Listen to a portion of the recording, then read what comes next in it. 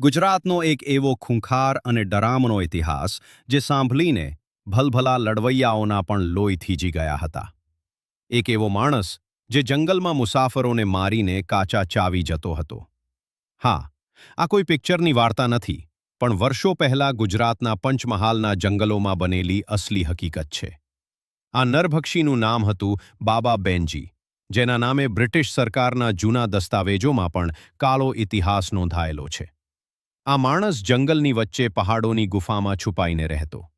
જ્યારે પણ કોઈ વણઝારા કે એકલો મુસાફર ત્યાંથી પસાર થતો, ત્યારે તે જાનવરની જેમ તેના પર તૂટી પડતો અને તેને પોતાની ગુફામાં ખેંચી જઈને મોતને ઘાટ ઉતારી દેતો.